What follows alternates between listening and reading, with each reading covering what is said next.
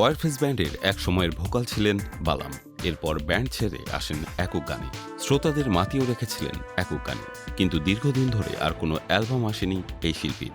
অবশেষে এক যুগ পর বালামের অ্যালবাম মুক্তি পাচ্ছে। গত সোমবার দেশের এক গণমাধ্যমকে সঙ্গীত শিল্পী বালাম জানালেন তার একক অ্যালবামটির নাম মাওলা। অ্যালবামটি এবছরের ঈদ উল ফিতরে প্রকাশিত হবে বলেও জানান তিনি। অ্যালবামে মোট 6টি গান থাকবে। অ্যালবামের শিরোনাম গানসহ অধিকাংশ গানের সুর ও সঙ্গীতায়োজন শেষ হয়েছে ইতিমধ্যে। এতদিন পর অ্যালবাম প্রকাশ বিষয়ে এই শিল্পী জানান, গান আবার সিরিয়াসলি করছি, তাই এই অ্যালবামের কাজ। গেল কয়েক বছরে কয়েকটি সিঙ্গেল গান ছেড়ে দেখেছি। এভাবে একটি করে গান প্রকাশ করলে ভক্তদের চাহিদা পূরণ করাটা খুব কঠিন। এক অ্যালবামে নানা ধরনের গান থাকে, যা শিল্পীকে বিভিন্ন শ্রোতার মনোযোগ পাওয়ার সুযোগ করে দেয়। নতুন অ্যালবামে এই বৈচিত্র্য থাকবে, বিভিন্ন বয়সী ও পছন্দের শ্রোতাদের ভালো লাগবে।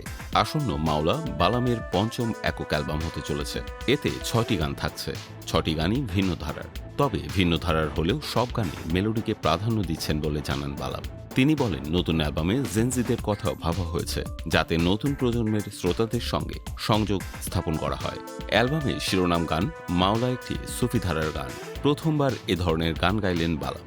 তিনি বলেন, কোভিড সময়ের উপলব্ধিতে গানটি তৈরি হয়েছে।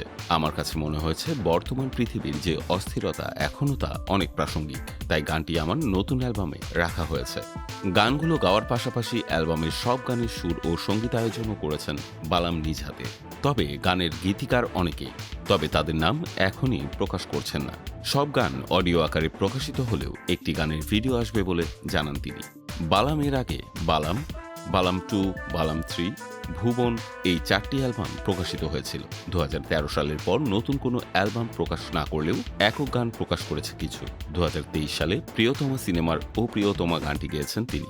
এছাড়া গেয়েছেন রাজকুমার সিনেমার টাইটেল গান। 2 গানেই কোনাল ছিলেন তার সহশিল্পী।